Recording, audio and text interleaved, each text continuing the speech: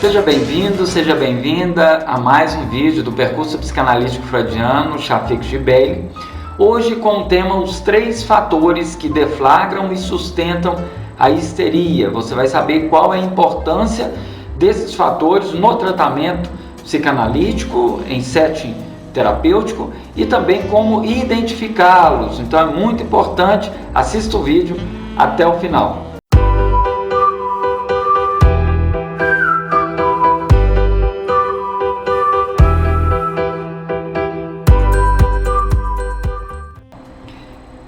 É muito importante que você se inscreva no canal para que você possa receber outros vídeos em primeira mão. Toda semana eu lanço um vídeo novo com um tema das obras de Freud que fazem parte do percurso psicanalítico freudiano. Então, junte-se a esse grupo que estuda e que gosta das obras de Freud. Aqui do lado, ó, tá vendo? Aí nesse cantinho tem um link. Inscreva-se no canal, onde você pode fazer a sua inscrição gratuitamente e também dê o seu like. Tudo que eu peço em troca é que você dê um like, tá bom? E assim o vídeo pode ser divulgado a mais pessoas, cada vez mais. E se você gostou, se achou pertinente, compartilhe com as suas redes de contato, com as suas redes de relacionamento. Fica aí conosco em mais um vídeo do Percurso Psicanalítico Freudiano. Os 3 fatores que deflagram a histeria. A gente já sabe, né? Eu falei em outros vídeos sobre as causas da histeria, ou como era a histeria, o surgimento da psicanálise, né? Tem muita relação. E a histeria era vista como uma doença feminina. Histeria vem da palavra grega histero, que quer dizer útero. E, logicamente, o útero só as mulheres. Então, era tido como uma doença exclusiva das mulheres. Depois, Freud, pesquisando, e também outros importantes médicos, cientistas daquela época, viram que não era uma doença exclusiva da mulher, mas também acometia homens em diversas faixas etárias. E isso era agravado por certas circunstâncias. Mas como que acontece a histeria? Como que a histeria surge? Então a histeria, ela é uma fase posterior da neurose. A neurose ela é muito comum a todos nós. Tem um outro vídeo que eu falo sobre a psicogenética, né, das neuroses, a sexualidade na etiologia das neuroses. Então eu trabalho alguns outros temas que já tem aí na descrição desse vídeo aqui. Você vai encontrar alguns links para esses vídeos, e onde eu explico sobre essa evolução, né, do conflito até chegar num nível de histeria. O conflito somente de afetos, ele já compõe a neurose, mas não necessariamente compõe a histeria. A histeria, ela precisa de 3 fatores para ela ser deflagrada e ser sustentada. Quando o terapeuta descobre entre esses fatores as suas causas primárias, então ele pode, através de uma ressignificação, mudar o curso dessa doença ou dessa manifestação do transtorno psíquico. O primeiro fator que deflagra a histeria, ele sozinho ele não é possível gerar a histeria, ele tem que ser com os outros 2 fatores. Então o primeiro fator desses 3 é o trauma psíquico. O trauma psíquico ele pode acontecer em 3 eventos. Um dos primeiros eventos, segundo Freud, é da violência psicológica ou da violência física. Então, quando há esse tipo de violência psicológica ou física, a pessoa está envolvida numa vivência traumática. Essa vivência traumática, então, ela é considerada um trauma psíquico, porque é aquilo que a pessoa não está esperando ou não tem condições de se defender daquele evento. Então aí tem um trauma psíquico. O trauma psíquico, além dessa vivência de violência, também tem um segundo fator para causar o trauma psíquico. Ainda não é a histeria, isso aqui são fatores. Então a vivência violenta, seja psicológica, seja ela física, seja ela também de ordem sexual.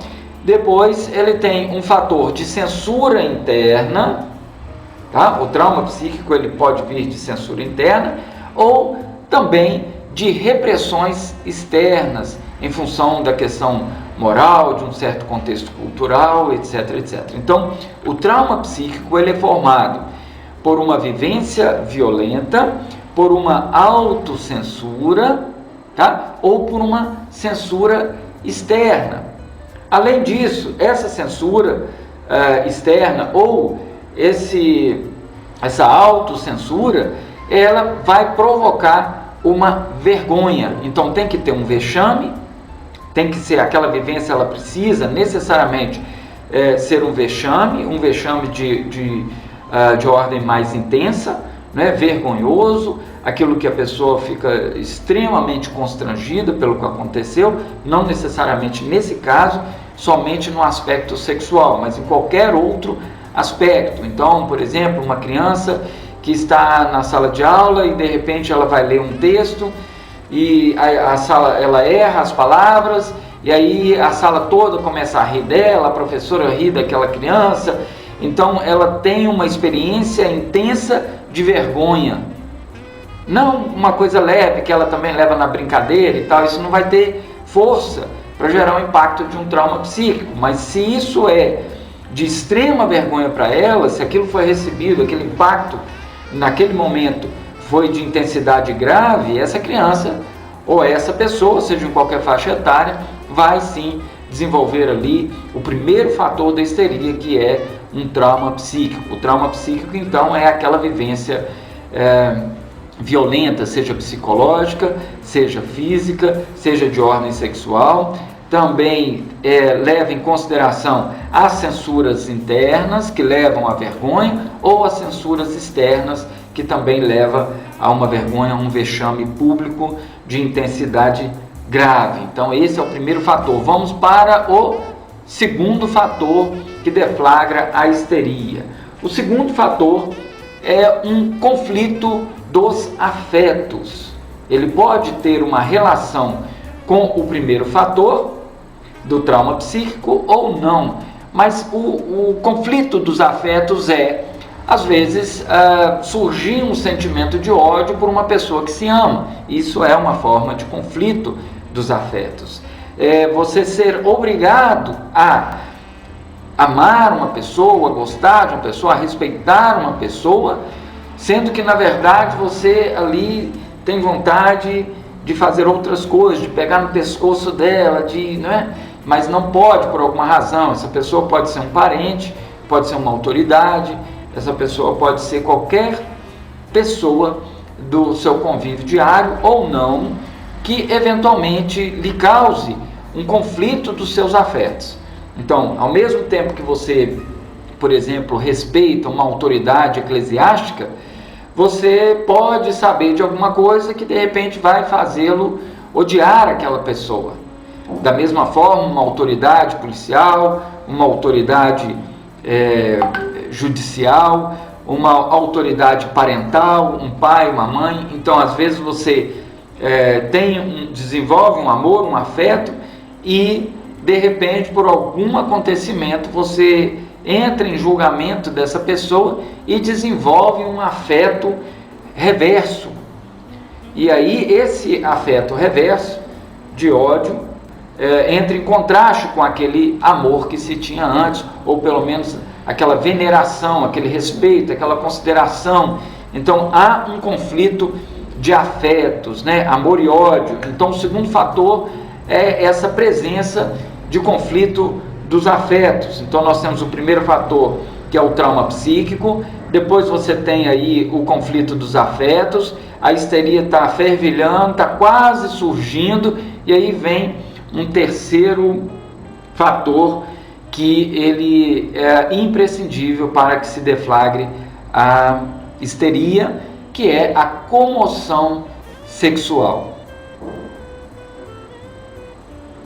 O que seria uma comoção sexual? A comoção é um sentimento abrupto, algo que vem com uma intensidade forte, algo que mexe com o corpo, algo que causa certo desgosto, pode causar um abalo físico, um abalo moral, um abalo emocional.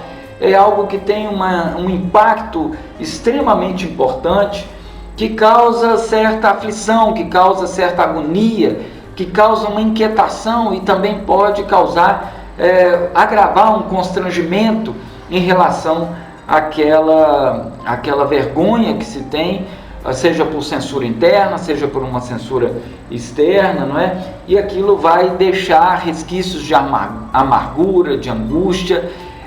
Comoção é aquilo que vem e dá aquela sacudidela, que dá aquela movimentada e causa um abalo físico, emocional, com certo tipo de transtorno, uma certa inquietação. É algo que incomoda, é algo que pode irritar, é algo que não se sabe exatamente como vai desenrolar dali para frente, mas sabe-se que o impacto daquela comoção sexual, de ordem sexual, ela é geralmente muito importante, muito significativa, no sentido do efeito que se tem no corpo e na mente daquela pessoa. E a pessoa acaba ficando em de certo choque e fica totalmente atribulada. Então é algo que constrange, que incomoda, que irrita, que tira a pessoa da sua homeostase emocional, que é uma coisa que mexe com a pessoa de forma geral. Então a histeria, ela pode ter esses 3 fatores concomitantes. Um ou outro fator isolado, ele não tem uma força, necessariamente uma força suficiente para gerar um quadro histérico. Ele vai gerar uma neurose.